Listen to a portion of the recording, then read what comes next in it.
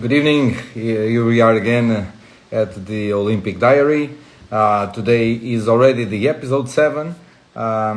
We had the second last day of the female handball. It's been quite a day for the games. Very thrilling games. Germany game with a very nice ending. So today we will have a very known coach with us. I had the pleasure to work with him for a while in South Korea. Even though he was on the female side, I was on the assistant coach on the male side.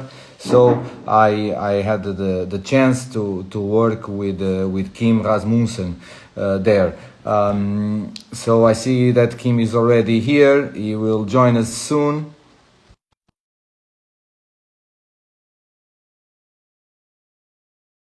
Let's give a time. Grande Bruno, um abraço. Let's just. Hi Kim, good evening. Hey, good to see you. Yeah, me too, my friend. How are you? Everything okay? Yeah, I'm okay. I'm okay. I just made big mistake. I opened all windows here and turned on the light. So now my living room is, we can say, a small jungle of insects. And Are you telling me unfortunately, mosquitoes. that in Poland is hot now? I think it's at least hotter than in Denmark. So, Yes, Danish summer, right? exactly. I already tried it. Yeah. Kim, first of all, thank you very much for being here with me. It's a real pleasure to have you here. Even though that you are now coaching men's handball, you are one of the persons that better know the female handball in Europe and in the world. Of course, we had our experience in South Korea that we could enjoy all of that. But let's now focus on this day. So today it was day 3, the day 4. I'm sorry, of the female handball. Let's just I will do just a summary here with the results, and then we will focus on 2 games. So the day started with the Netherlands Brazil. Honestly, I would hope that my expectations were that Brazil could be a little bit closer. Maybe 9 a.m. It's too early for them to play. It's for everybody, of course, but for Brazilians Uh, maybe. Then the second game of the day, a normal victory of Sweden over Korea. I think they put a little bit gas on the first half, and second half they just let the game roll a little bit. But even like that, it was a very good game. Korea is making a good championship even with 0 victories. Then we have the first game that we'll analyze: Spain versus Hungary.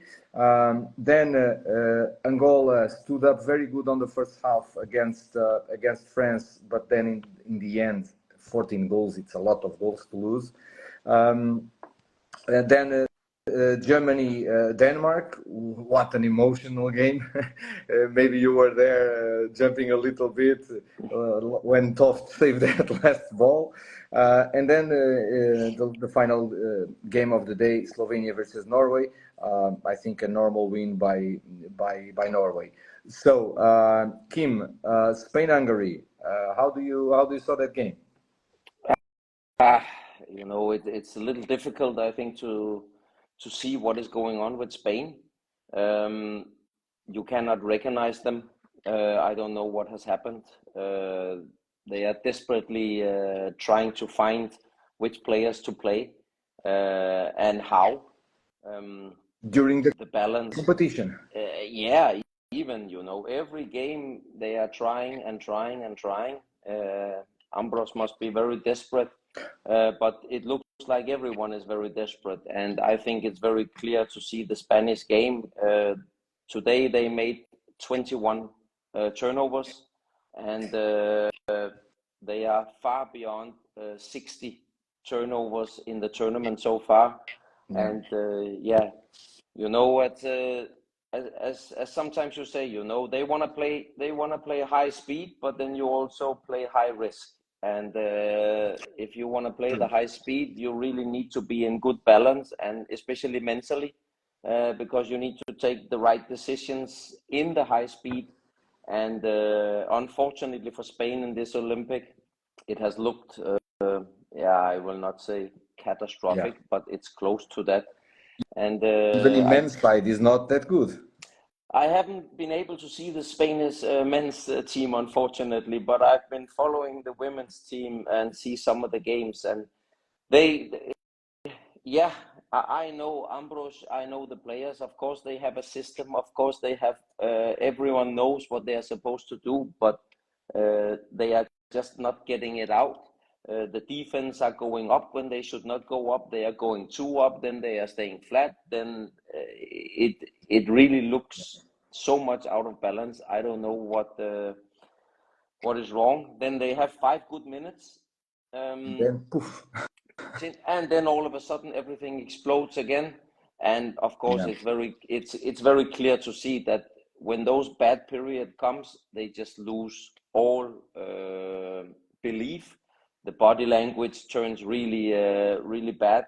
And of course they are hurting on their pride, and they just can't find the right setup, the right group of players to play. They just can't, but of course they are desperately trying. When you So see that the classic argument between the pivot that goes to do the fast throw off and the goalkeeper that doesn't pass the ball, and when they start to argue with each other, wow, it, that's it's just, yeah, something is not correct. yes, yes, Something is not working. It's Olympic. It's every 4 years, and Spain is there. And I think everyone has high expectations. They believe a lot in themselves, but clearly this championship, yeah. we can say I will be more interested in how they will handle this after. Uh, Yes. Let me just complementing what you were saying. Um, they were able to make between the minute 40 and the minute 50, they did a 6-0 partial to Hungary, and they put the game very, very close. And then all of a sudden, again. they And then went ahead even. yeah, and Ambrose put the timeout right after the timeout, technical mistake.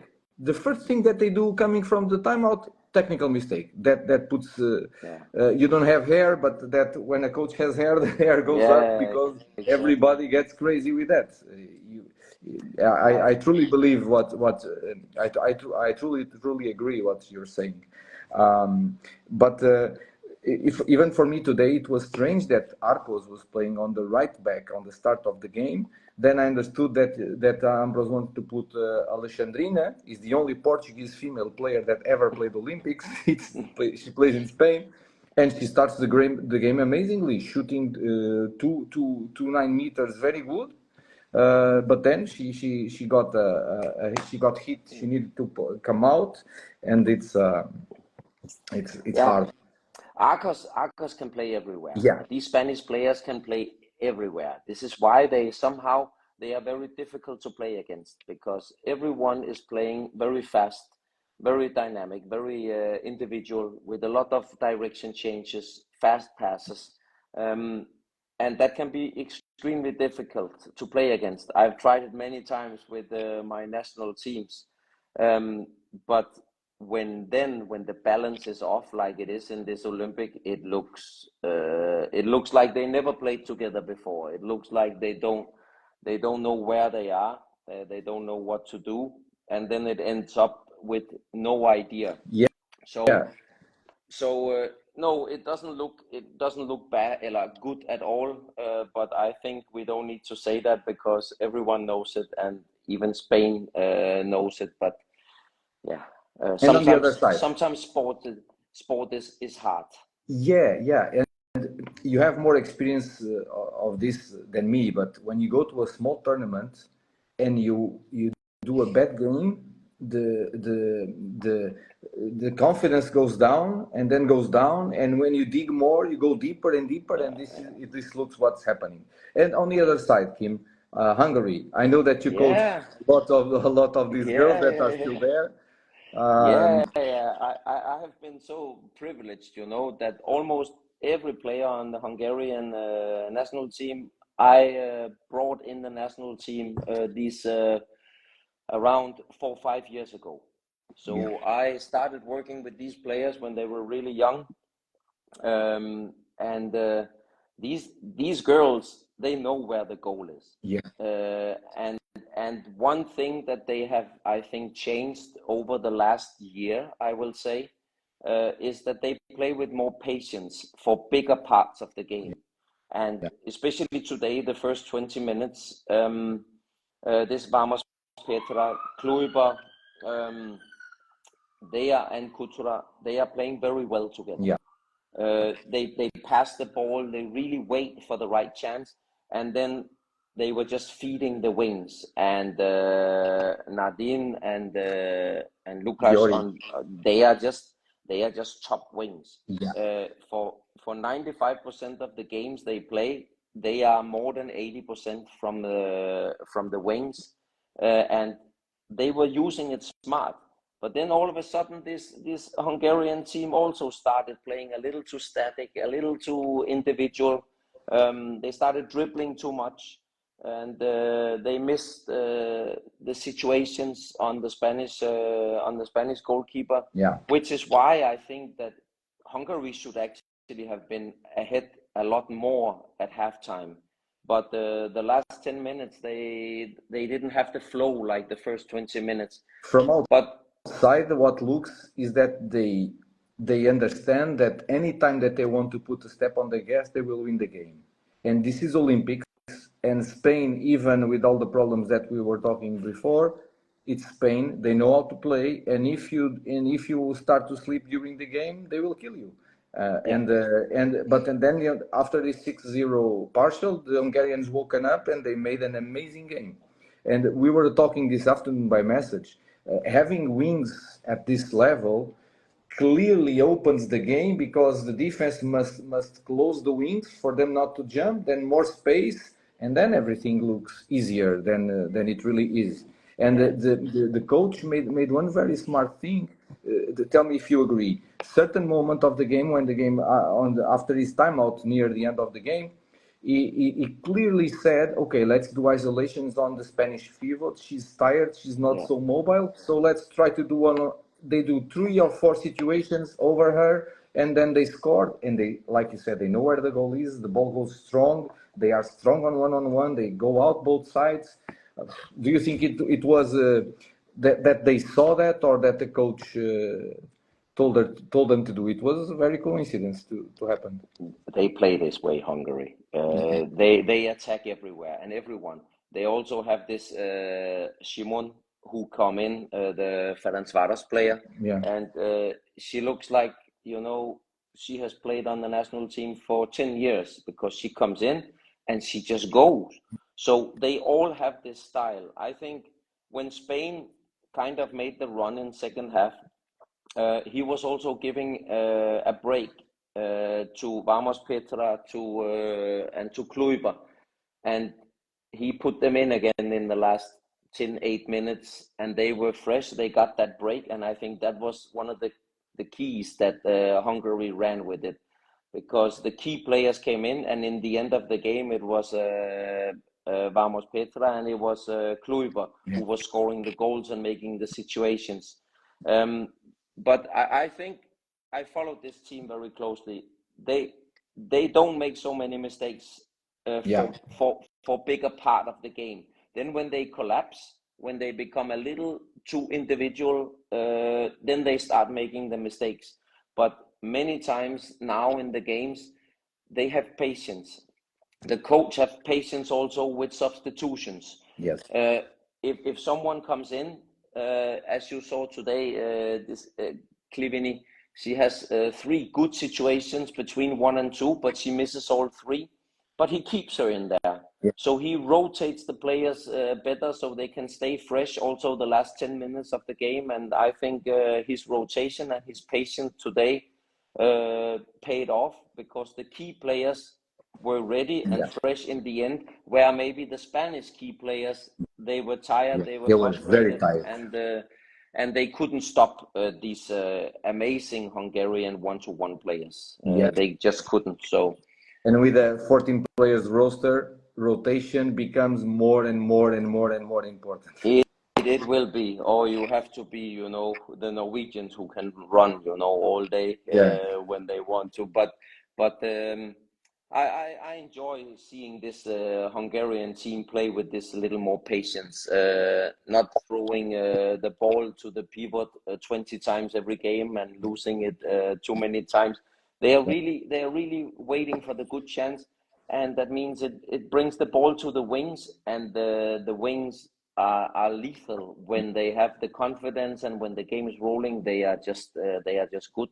So I think they play smart. They play with patience. The coach played patient, and he trusted his substitutions. He trusted that the key players.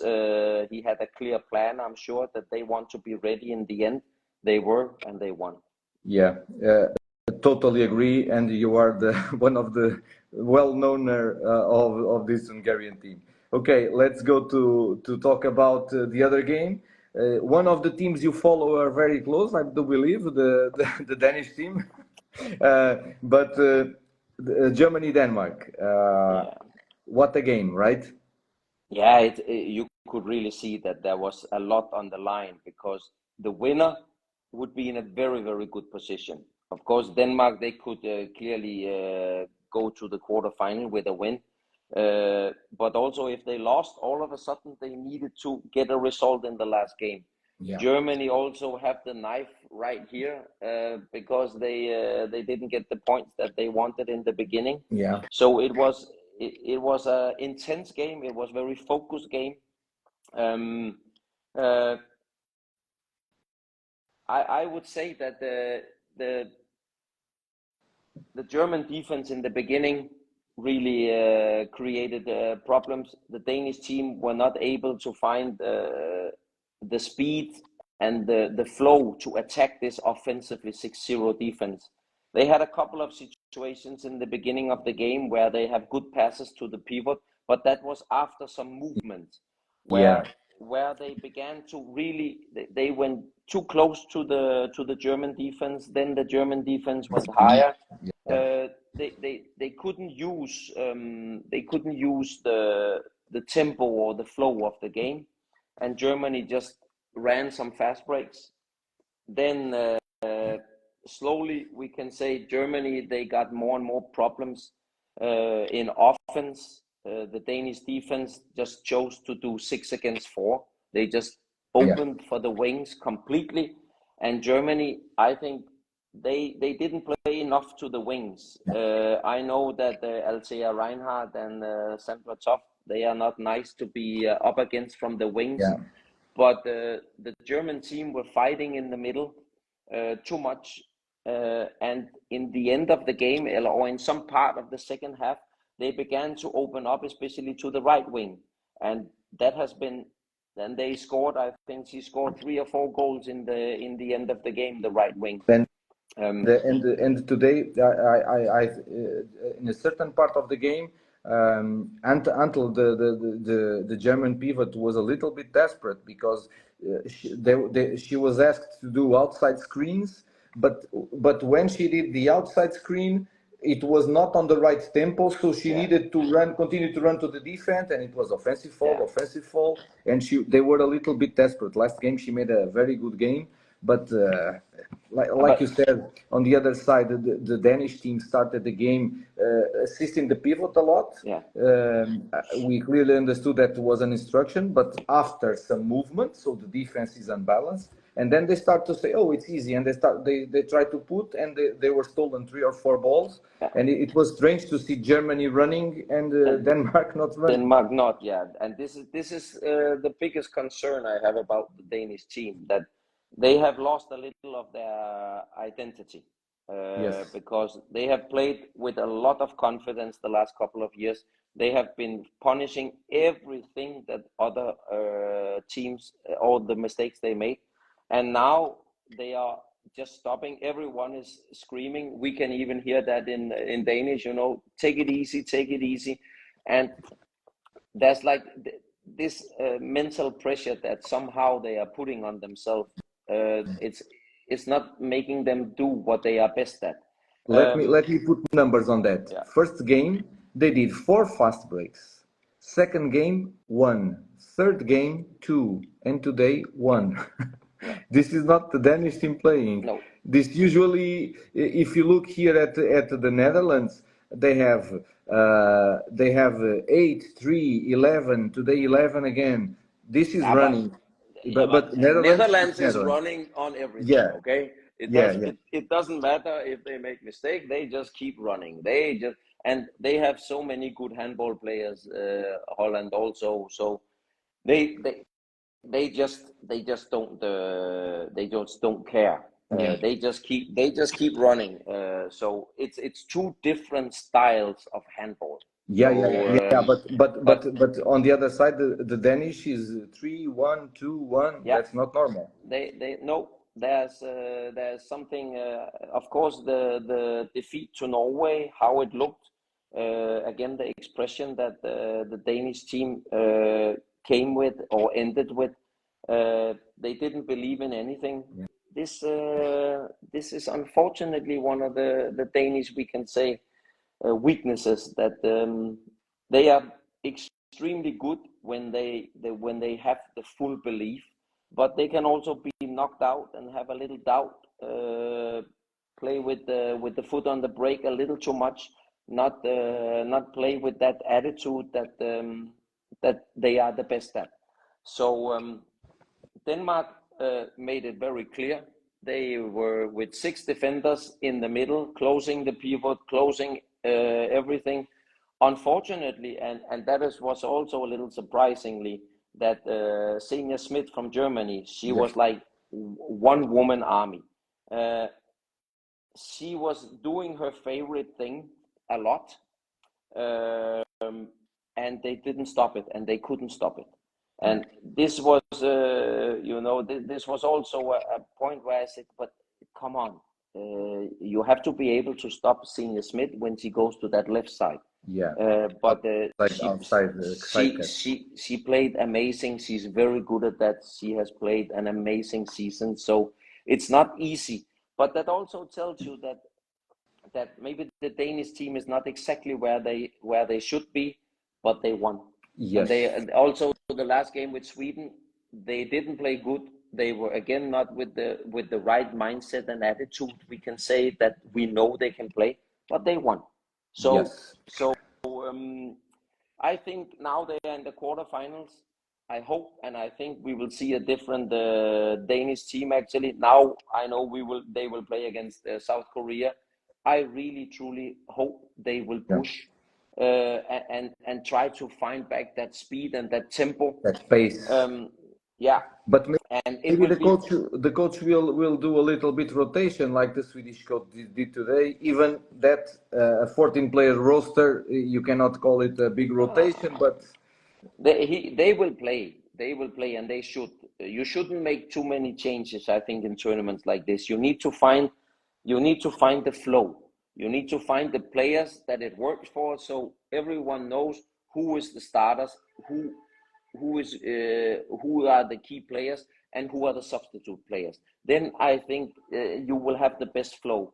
Today, the Danish Højlund was finally showing a little.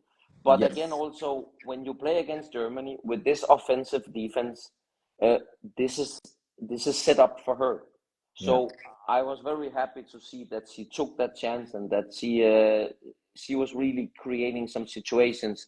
And Germany was also a little lucky that the referees kept whistling just a foul, because she was actually free a couple of times between 1 and 2, where she didn't take too many steps. But not they just time, no steps, and nothing. They just whistled. That's the easiest part. Let's try not to talk too much, but I think it would be nice we were in competitions like this as coaches already, and we know that we get okay, take attention to this because on this championship we will do like this. The referees will be like this. I think the audience should know that too, or have some kind of info, public info, because if a person that is not an handball coach watch a game of handball, wow, now everything is offensive. So the Yeah, wing throws herself to the player that is breaking through, and it's offensive. What is yeah, this? This is not handball that I know. no, But let's not get into no, that. no, You know, that no. I Yes, don't have yes. full But experience but because it's but impossible.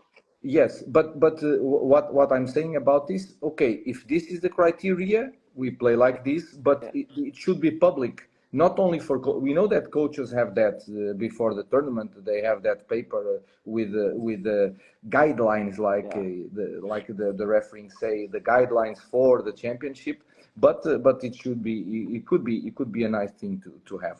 So. Kim, I think on Group B, France is already there, Netherlands is already there, Hungary is already there, and we will have the very decisive game, Angola, Brazil, Portuguese speaking, both of them. yeah. So you can uh, understand everything. yeah, I understand everything that they say, but I think it will be a very tough game. Uh, Mentally, I think Angola is stronger than Brazil right now. You can see them arguing a little bit between them, and in the end, on the press conference, you can see that they were expecting more of themselves. But like you say, if they win, they are through, and after that, it's 0-0, one game. You can win everybody, Yeah, anyone. Who, who, Angola who, is who do you Angola bet? Who is do you good. bet? I bet on Angola. Angola. They have a lot of good players. Uh, Hippops they Albertina, are so right? dynamic. They have so much power, and they have. I was so lucky to coach Kasoma in Rapid, and one of the absolute best pivots in the world. They haven't used her enough this Olympic Games, but also the other teams. They are like standing two players around her. Angola, you never know because handball is also going back to the defense and also doing defense, and this looks like that doesn't have the biggest interest of Yeah, them to do yeah, that. it's not easy for them. Um, And the goalkeeper has very strange technique, yeah. but So she yeah, stops. she does. But it will be a very interesting game to see. Brazil has amazing goalkeeper, The Paula, and amazing one on yeah, one. yes, they have the players that can also make trouble with Angola's defense. So we can say the goalkeeper and the defense that will make the most stop, I think, will win. The ones that find the best defense will win Yeah, because there will be a lot of situations in the offense. Both team wants to play offense. they And like to run. interesting. They like to run forward and shooting. Yeah, but it's uphill the other way. Yes.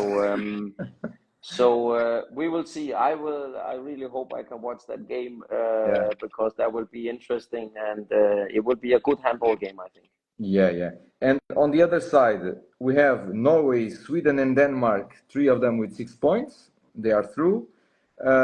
And then Germany, South Korea, and Slovenia. The teams that have 2 points will play with the teams that have six.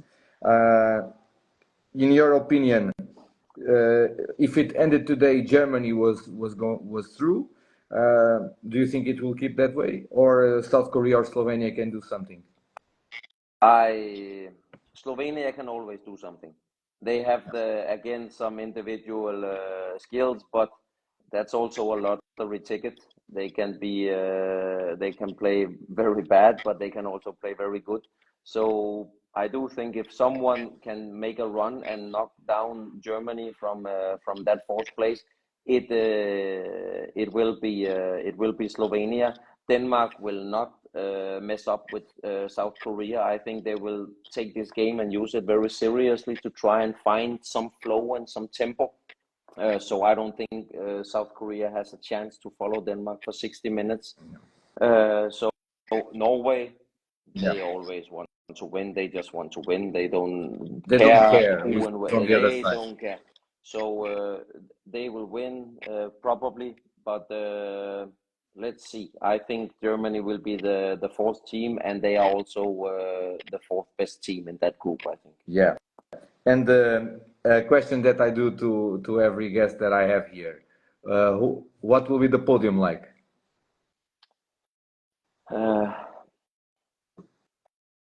France, Norway, and Denmark.